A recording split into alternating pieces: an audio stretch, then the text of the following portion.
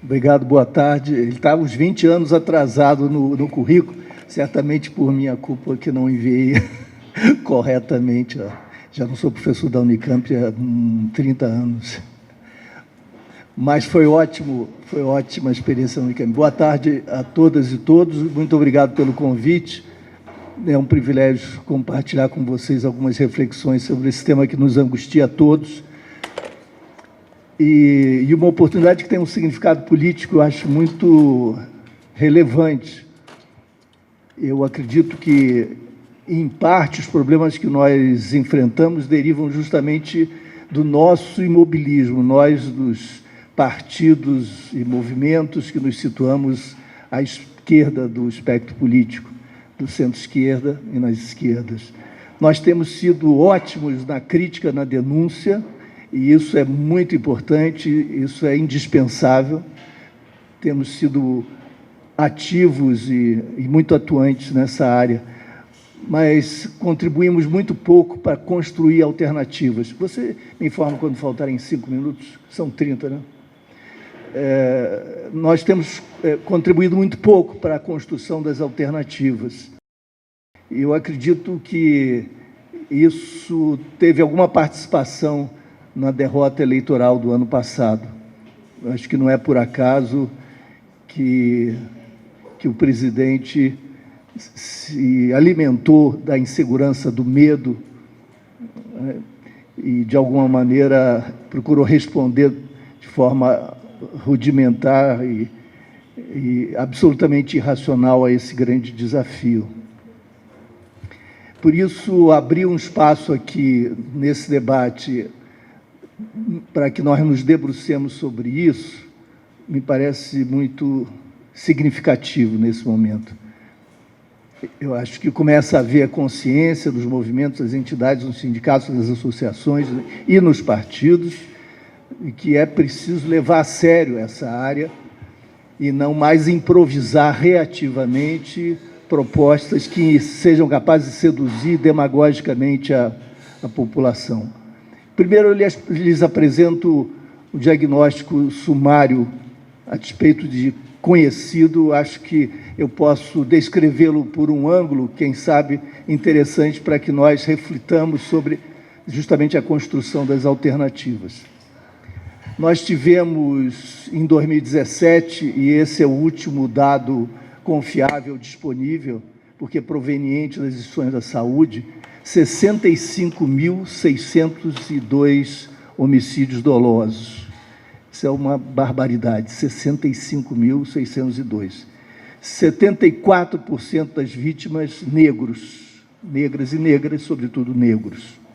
E talvez resida aí a nossa negligência enquanto nação. Aí não digo, evidentemente, nós com sensibilidade humana e política ou os movimentos, mas nós, enquanto nação, aceitamos conviver com o inaceitável, como se fosse parte da paisagem, como naturalizando, portanto, um fenômeno desse tipo.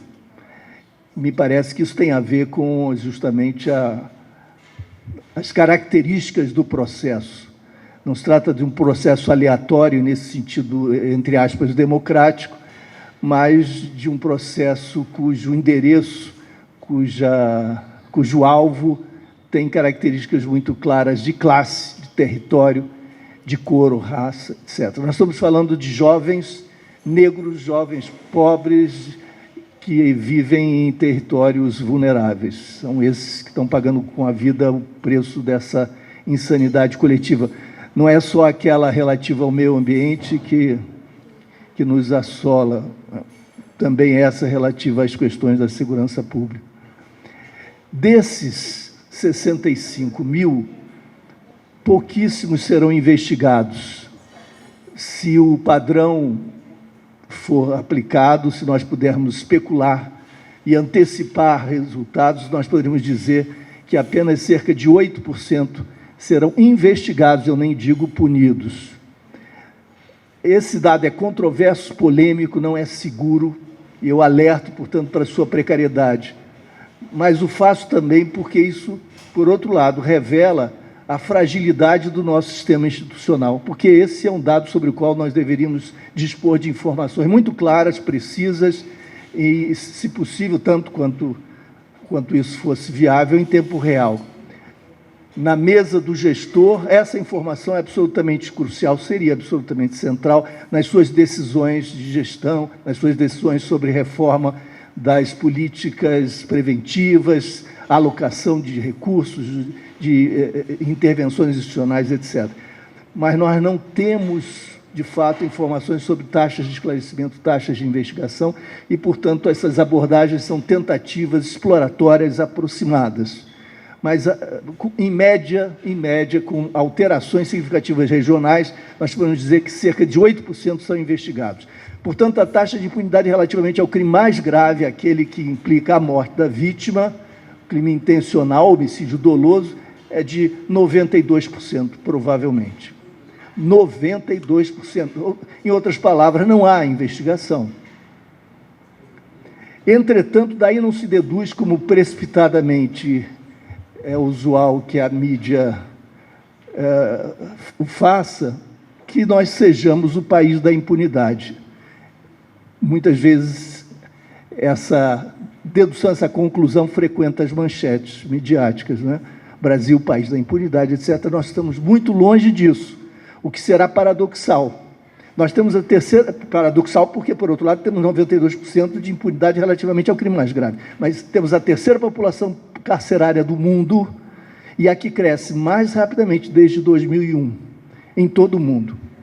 Estamos chegando a 800 mil, e vocês dirão, bom, essa é uma informação também imprecisa, estamos chegando a, esse gerúndio é impróprio, sim, e também isso é sintoma da precariedade institucional. O ministro Alexandre de Moraes, quando assumiu o Ministério da Justiça, na sua primeira entrevista coletiva, disse que nós precisávamos de mais armas e não pesquisas.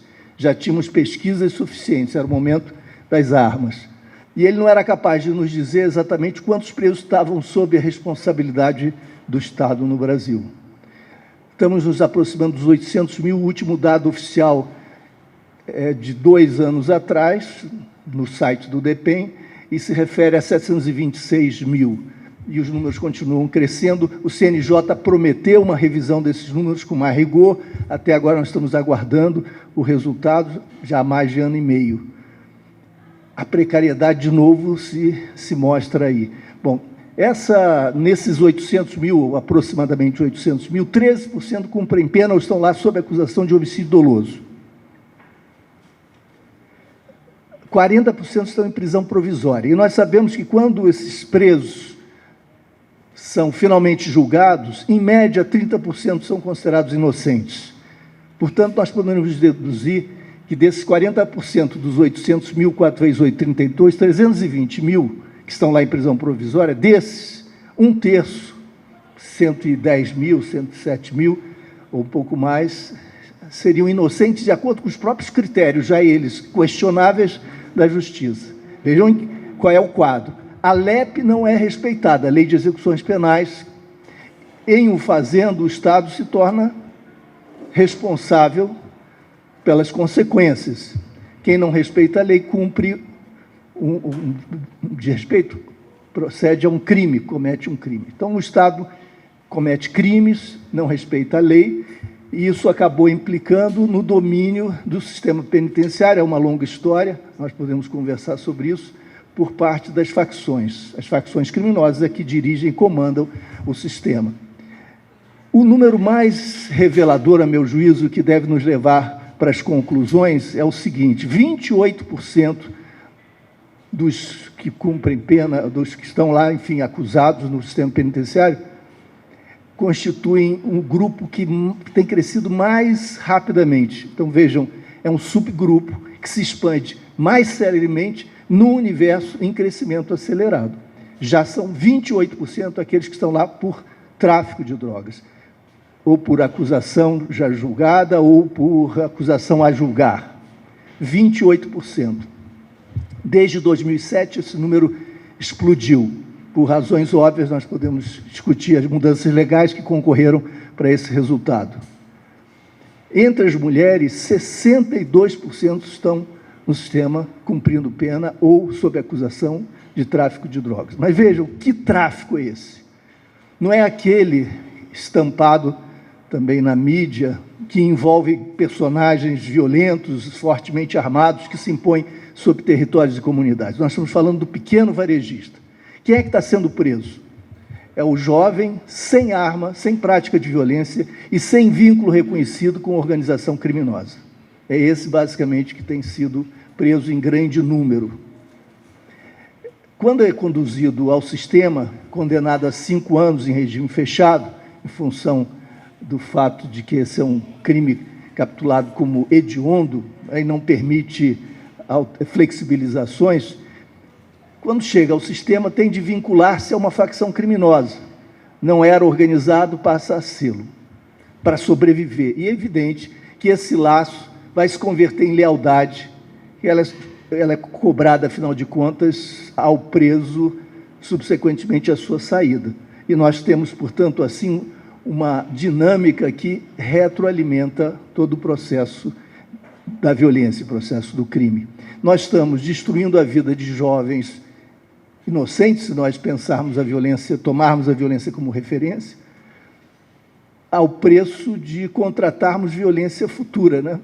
Nós estamos contratando violência futura, fortalecendo as facções criminosas com esse encarceramento em massa que focaliza o varejo do comércio de substâncias ilícitas. Esse é o nó. Por que acontece isso? E se nós entendermos por que acontece, eu acho que nós descobrimos a chave que nos permitiria um salto de transformação qualitativa muito rapidamente. A polícia mais presente no Brasil, a mais numerosa, que está em todo o país, em todas as cidades, é a Polícia Militar. Ela é proibida de investigar, de acordo com o artigo 144, como nós sabemos, a Polícia Militar é proibida de investigar. No entanto, ela é instada a produzir, pressionada pela mídia, pela população, pela opinião pública, pelas autoridades, pelos políticos, etc. E ela entende, via de regra, por produção, prisão. Ora, se ela é pressionada a prender, mas não pode investigar, o que lhe resta fazer? Prender em flagrante. Mais de 85% dos presos do Brasil são presos em flagrante delito. Quais são os crimes passíveis de prisão em flagrante delito? Alguns poucos, não são os principais, não são os mais relevantes. Inclusive, relativamente à droga, não são aqueles atinentes ao tráfico, às articulações multinacionais que envolvem bilhões de dólares. Esses requereriam investigação sofisticada. Nós estamos falando, é claro, daqueles crimes passíveis de identificação pelos 5 sentidos, aqueles que se dão a ver, ou a ouvir, a perceber. São os passíveis de identificação em flagrante. Estamos falando do varejo. E é claro que as pesquisas mostram, nós temos, por exemplo, estudos no Rio de Janeiro demonstrando, do colega nosso, delegado da Polícia Civil, que fez o mestrado e doutorado sobre essa questão especificamente, Orlando Zacconi, e ele nos mostra, por exemplo, na Barra da Tijuca não há drogas. Segundo os dados policiais, não há consumo de drogas. É um case mundial, né? Classe média afluente e abstêmia. Nós alcançamos 100% de abstinência das drogas na classe média do Rio de Janeiro. Por que a polícia passa anos sem identificação de qualquer comércio ilegal na área das substâncias ilícitas? Porque os condomínios, ali a classe média se organiza, né, no meio urbano, nos condomínios, são espaços privados, cujo ingresso requer um mandado judicial, o qual, por sua vez, só é expedido mediante apresentação de uma justificativa, que, por sua vez, exige investigação, algum nível primitivo, primário, rudimentar, que seja de investigação, para justificar a emissão, a expedição desse mandado. Não há investigação, a Polícia Militar não pode sequer solicitar o mandado. O que não acontece nas favelas, nas periferias, nos territórios vulneráveis, onde vige ainda a política do pé na porta. Os mandados são objeto, no máximo, de debates públicos, mas nunca levados a sério no cumprimento das missões cotidianas.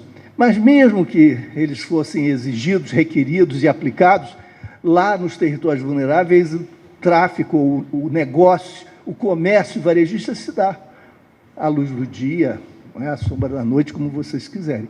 Portanto, qual é a grande ferramenta da Polícia Militar para operar, realizar essa missão, que é prender em flagrante, que é o que ela faz, dando uma resposta à sociedade? A grande ferramenta é a lei de drogas, que é aplicada como uma rede, uma pescaria nesse varejão. E os bagrinhos, como nós dizemos no Rio de Janeiro, são enjaulados, entregues a situações infernais, subhumanas, desumanas, porque a LEP não é respeitada, etc., e para se vincularem às facções criminosas que assim se fortalecem e se alimentam. É inacreditável quando o Moro apresenta o seu projeto, chamado Anticrime, é inacreditável que depois de anos de estudo, de pesquisa, de debate público, de pequeno, seja pequeno até porque não há nada de genial, de sofisticado nisso que eu lhes estou dizendo, isso é absolutamente trivial, mas isso requer alguma aplicação, algum acompanhamento, alguma sistematização. Isso que está publicado, que é discutido, que é objeto, enfim, de interesse dos envolvidos nessa área, sequer seja levado em consideração. E o que o anteprojeto faz? Aposta em encarceramento, que é o nosso mal, mantém as políticas relativas à droga sem qualquer questionamento, não se refere ao problema das prisões e da aplicação da LEP, do cumprimento desse dever do Estado, nem, portanto, da alimentação das facções criminosas por meio desses sistemas que se reproduzem. E nenhuma palavra em relação à própria Polícia Militar, ao 144, às estruturas, ou aquilo que eu chamo de arquitetura institucional da segurança pública. Bom, diante disso, e para resumir em 30 minutos um debate que, evidentemente, é mais complexo e exigiria muito mais cautela, eu chamo a atenção para uma proposta que foi encaminhada, apresentada pelo senador Lindbergh, de cuja redação eu participei, em 2013, ao Senado Federal, a PEC 51. Eu diria a todos e a todas o seguinte: nós temos, quando discutimos a questão da segurança pública, um grande problema, que é o desafio babélico, o desafio de Babel. Nós não conseguimos organizar o debate de forma racional. Se nós compararmos o que acontece com a segurança pública, com o que aconteceu com a saúde, a assistência e a educação, nós veremos muito claramente em que pé estamos na segurança pública. Nesse período ainda, idade da pedra, atrasados, sem termos sido capazes de estabelecer um consenso mínimo sobre os pontos de divergência, porque eu acho que esse é um movimento fundamental para que um debate público progrida. Não se trata de construir o consenso num primeiro momento, mas de construir os objetos de dissenso, os pontos que, em comum, reconhecemos que sobre aqueles divergimos. Porque, então, podemos organizar o debate. Deixemos de lado os pontos de divergência, identifiquemos o que é comum, o que é consensual, e, a partir daí, alguns passos podem ser dados, porque certamente há alguns elementos de consenso. E, passo a passo, podemos discutir com os interlocutores e com a sociedade os pontos de divergência, identificando-os com mais precisão, aprofundando os debates. Isso não existe na nossa área. Alguém diz água, o outro diz futebol, o terceiro geladeira, o quarto guarda-chuva. Alguém dirá, o fundamental é o pagamento, são as condições de trabalho dos policiais, o que é evidentemente também verdade. O outro dirá, não, é a educação e a formação dos policiais. O outro dirá, não, são as desigualdades brasileiras. Enquanto as desigualdades não forem reduzidas, nós não temos nenhuma chance de avançar. E pode ser que todos tenham razão, e que nós, entretanto, estejamos falando sobre aspectos, isso é trivial, me desculpem compartilhar com vocês, mas é necessário, porque isso traduz exatamente o quadro que nós acompanhamos do debate público, que invade o Congresso Nacional. Lá também é esse o ping-pong. Alguém diz A, o outro dirá redução de idade de imputabilidade penal, o outro virá com a reforma, a unificação, etc. E assim nós vamos perdendo todas as oportunidades para a construção, mesmo entre nós, centro-esquerda, esquerda, um campo progressista, democrático, nesse momento em que a unidade é absolutamente crucial, mesmo entre nós tem sido muito difícil ordenar o debate. E por falar em debate, eu me permito aqui uma anedota pessoal, anedota, entretanto, verdadeira. Eu fui convidado para participar na PGR semana passada, ou há 2 semanas, de um debate sobre meu último livro, que se chama Desmilitarizar. Isso foi divulgado e o governador do Rio gravou um áudio, que circulou bastante na internet, conclamando os policiais militares, os oficiais das polícias militares, a intervirem juridicamente para cancelar o debate, dizendo que era uma agressão, uma hostilização inaceitável à instituição policial militar. Eu pensei, não dei maior importância, vendo as butadas absurdas do governador diariamente. É um sanguinário, um criminoso, um irresponsável, inconsequente. Então, não é para levar a sério parte da disputa dele com o Bolsonaro, para quem consegue dizer as aberrações mais extremas. No entanto, pouco depois, o Major Olímpio, senador da República, pelo PSL de São Paulo, líder do governo, grava um vídeo, vocês podem encontrar no YouTube, um vídeo dizendo que esse debate é inaceitável, que ele tinha de ser cancelado, tinha de ser proibido, e que, se houvesse, ele estaria presente e ia levar o seu grupo uniformizado e exigir a palavra.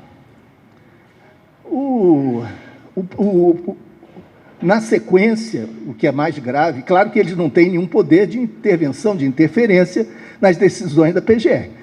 Mas o mais grave é que a Associação Nacional dos Procuradores de Justiça emitiu uma nota oficialmente solicitando o cancelamento do debate por considerá-lo uma agressão à instituição policial militar, de tantos grandes serviços prestados à pátria, etc. Como se debater a natureza, a qualidade institucional, a forma de organização fosse uma hostilização à instituição. Curiosamente, a massa policial não pensa da mesma forma que os oficiais e seus supostos representantes. Mas, enfim, diante disso, é claro que ainda esses procuradores da sua Associação Nacional, eles não tinham poder de interferir, de impedir o debate, mas os organizadores, que eram da 7ª Câmara, responsável pelo controle externo da atividade policial, me consultaram sobre a possibilidade de que nós convidássemos o Major Olímpio para participar da mesa de debate, comentando, discutindo, etc. E eu disse que era uma ideia muito boa, muito feliz, que eu estaria muito contente com a oportunidade de discutir, conversar com ele, como com quaisquer outros que se dispusessem a debater o tema. É isso que nós queremos, sem nenhum problema. Bom, houve o debate, tantas tensões, a gente obteve uma carta de apoio de 39 instituições do Brasil inteiro, defendendo o direito à liberdade de debate. Enfim, é também óbvio, mas hoje em dia aquilo que parece óbvio tem que ser enunciado, reiterado, né? Mas nós realizamos o debate lá no auditório e o representante, eu esqueço agora o nome dele, o Major Olímpio não foi, quer dizer, ele foi à audiência, estava na plateia na audiência, mas quem o representou foi seu chefe de gabinete, que é um coronel de São Paulo, presidente da Associação dos Oficiais das Polícias Militares Brasileiras. Então, nós não estamos falando de qualquer pessoa, certo? Além de chefe de gabinete, tem essa. E ele armou-se de pedras retóricas e as amontoou nos seus bolsos, por assim dizer, imaginando que a minha palestra fosse grosseira ou agressiva, e ele estava pronto para reagir. E eu fui absolutamente educado, civilizado e genuinamente comprometido com a ideia do diálogo. Eu trouxe cada tema, cada dado, apresentei a minha visão e coloquei para o debate, né? Para que ele, então, antepusesse a esses dados outros ou reinterpretasse, etc. Mas ele veio preparado para o agonístico, o choque, o bélico, e preferiu não se adaptar às circunstâncias reais. Então, ele respondeu com as armas que ele trouxe, com as pedras que ele trouxe. Para vocês terem uma ideia, isso acaba sendo interessante. A apresentação do coronel, se o senhor estiver me assistindo aí pelo YouTube, depois de alguma gravação, o senhor verá se eu estou exagerando, mentindo. Ele projetou um PowerPoint em que eu aparecia em fotos sucessivas numa montagem ao lado de... Como é o nome do Kim Jong-un, o ditador da Coreia do Norte? Kim Jong-un. Vocês sabem, o ditador da Coreia do Norte. Eu ao lado dessa figura. Depois, e ao lado de muitos militares. Aí havia várias fotos de militares na Coreia do Norte. Lá ele gosta, ele dizia. Eu gostava de militares na Coreia do Norte. Aí apresentou Fidel Castro, Che Guevara, numa foto que eu até desconhecia, e exército e militares, etc. Depois Chaves, faltava Chaves. E, finalmente, quer dizer, o intuito dele era a desqualificação do interlocutor, né? E não ao debate dos temas. Até que, finalmente, ele apresentou uma foto minha com uma frase que dizia, basicamente, o seguinte: os democratas devemos nos unir todos, superar todas as nossas divergências em torno da luta pela liberdade de Lula. Aí ele disse, bom, está demonstrado. CQD, como queríamos demonstrar. É um lulista, portanto. Quer dizer, os seus argumentos apenas escondiam esse... E aí ele, para ironizar, ainda disse o seguinte: mas eu tenho certeza que o professor não disse uma coisa dessa, não defendeu o criminoso. Isso deve ter sido uma invenção da mídia. Bom, eu, calado, respeitosamente, fiquei todo o tempo, mas nesse momento eu não resisti, já que o senhor está provocando, Lula livre. E aí a audiência se manifestou. Claro, a audiência dividida. Havia a claque do coronel e havia os outros que estavam lá para assistir o debate. Foi esse o episódio. Ele assim se encerra. Depois houve debate, mas em torno do que eu tinha falado, e nós não provocamos nenhum debate direto com o coronel. Mas vejam a oportunidade perdida. Não é? Uma instituição como a PGR, que abre o espaço, o auditório, para um debate importante, com dados sobre o Brasil atual e com uma perspectiva crítica, mas construtiva, apresentando alternativas, não é? Porque eu apresentava as propostas que estão incluídas na PEC 51, e a resposta foi o desperdício dessa oportunidade do diálogo e a tentativa de desqualificação, a mais primária, a mais rudimentar, a mais caricata do interlocutor. Eu dizia que nós mesmos, no campo progressista, temos dificuldades, mas são, evidentemente, de outra natureza.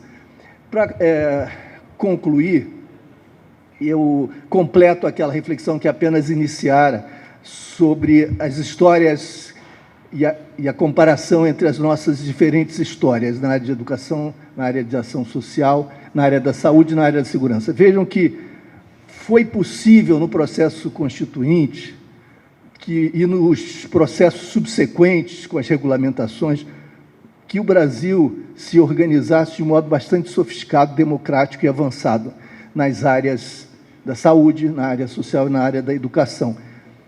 O SUS é fruto de décadas de luta, de articulações entre profissionais, usuários, seus familiares, profissionais vinculados direto ou indiretamente à questão, etc. Ao longo das décadas do século XX, a ideia de uma saúde pública universal, como direito, estava presente.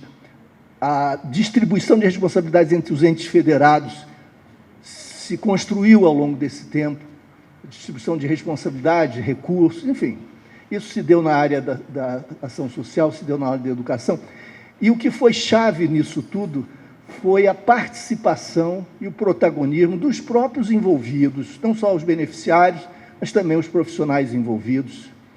Essa construção não se faz do dia para a noite. Na segurança pública, nós vivemos essa situação babélica, ainda não constituímos um campo, porque não somos capazes sequer de identificar os pontos de divergência, como eu lhes dizia.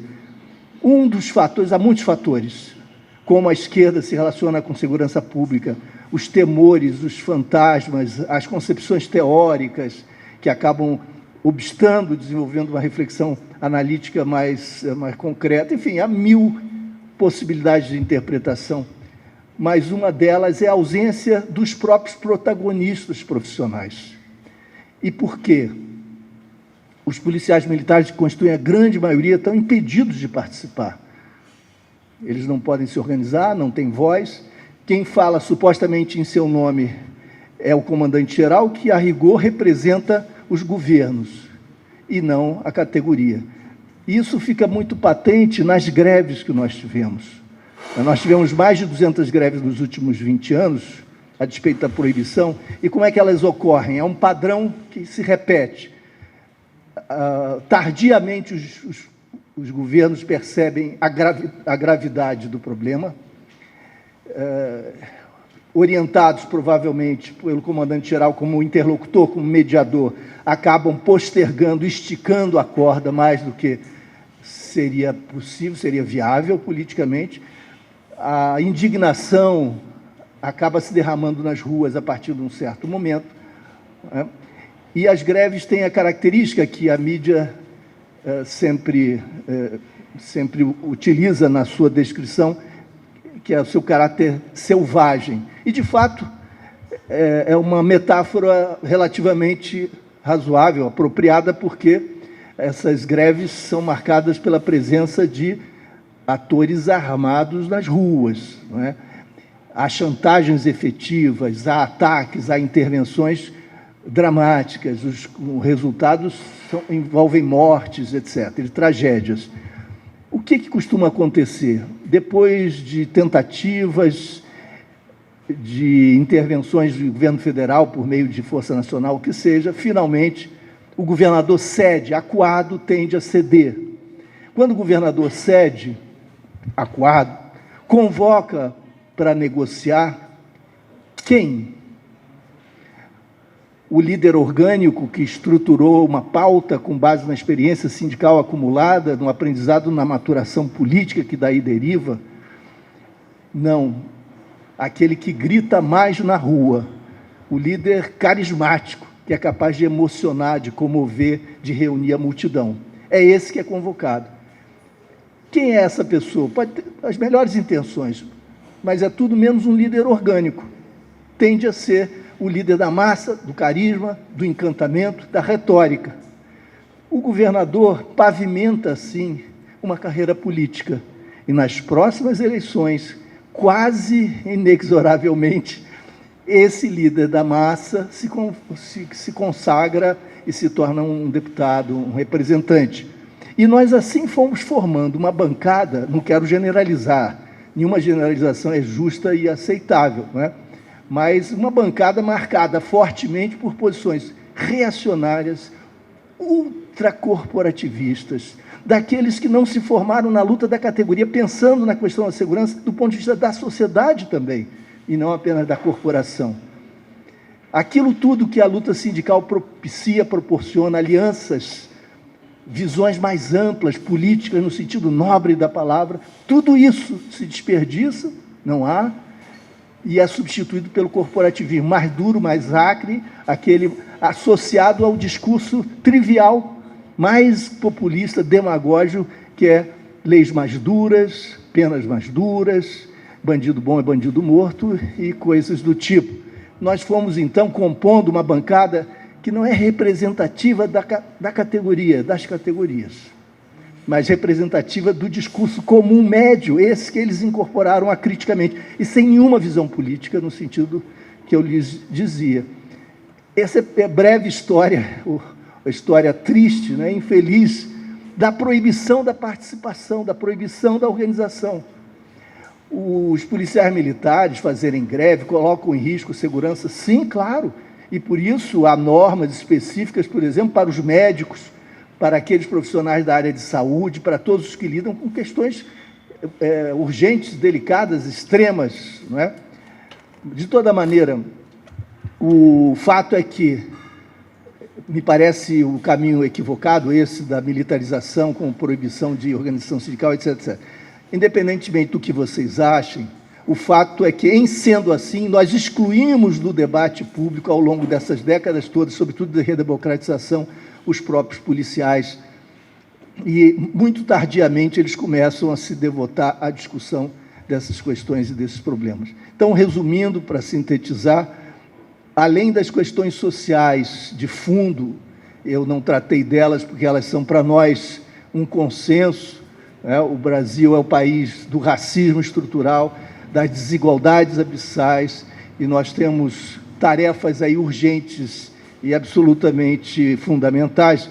Não obstante essa agenda que se impõe a todos nós e que é consensual entre nós, é preciso abrir uma agenda séria de reformas institucionais, reforma da arquitetura institucional da segurança pública. Por arquitetura, eu me refiro a dois temas, sobretudo, aqueles que são tratados no artigo 144 da Constituição. De um lado, a distribuição de responsabilidades e autoridade entre os entes federados.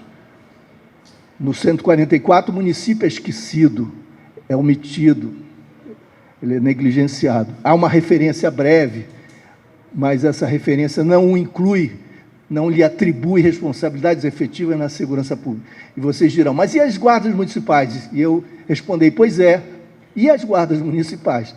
Essa história brasileira de empurrar para baixo do tapete o que é problemático, de criar puxadinhos para evitar enfrentar as questões de fundo, e nós vamos criando uma colcha de retalhos, um Frankenstein institucional que tem feito com que nós percamos a imensa oportunidade que seria a valorização da segurança num nível municipal, em que nós poderíamos ser muito mais hábeis, muito mais sofisticados, trabalhando na prevenção e reinventando a institucionalidade policial já aí. Perdemos essa oportunidade, ou estamos perdendo, transformando as guardas municipais em pequenas polícias militares, comandadas por ex-oficiais das polícias militares. Se as polícias militares são um pequeno exército em desvio de função, as guardas municipais, frequentemente, são pequenas polícias militares em desvio de função. E assim nós vamos, passo a passo, pervertendo esse sistema. A União é quase impotente, além de Polícia Rodoviária Federal e Federal, a Senasp, eu fui secretário nacional, nossa autoridade é irrisória, até pela natureza do sistema, e a União só entra em casos extremos, como o grande irmão, para proteger, para apoiar, solidário. É muito confortável para os governos federais essa postura, pouca responsabilidade efetiva, salvo numa crise aguda, e a intervenção sempre fraterna do irmão que ajuda e protege. É muito conveniente. E sobre os estados recai toda a responsabilidade. Então, por um lado, o problema das responsabilidades no Pacto Federativo. E o segundo grande tema da arquitetura institucional é o modelo policial. Nós temos um modelo que é único no mundo, jabuticaba brasileira, e como nós vimos, não deu certo. Ninguém está satisfeito. Ninguém, nem os profissionais da área, por todos os motivos, são maltratados, mal remunerados, sabem que o sistema não desenvolve, não apoia o seu potencial, obstrui o seu potencial, a sua potencialidade. Eles não estão satisfeitos, as pesquisas mostram isso, a sociedade muito menos. E, portanto, nós poderíamos dizer que essa jabuticaba, que resultou de uma determinada correlação de forças da ditadura, que nos obrigou a herdar acriticamente a configuração que deriva da ditadura, que ela não deu certo, não funcionou. Então, nós precisamos repensar esse modelo. Há 1000 possibilidades que merecem debate, mais importante até do que a proposta que eu poderia lhes trazer, que é a visão que me parece mais razoável hoje, mais factível, realista e virtuosa, ela é menos importante do que o reconhecimento da relevância e da urgência desse debate, do debate sobre o 144. Obrigado a vocês pela atenção.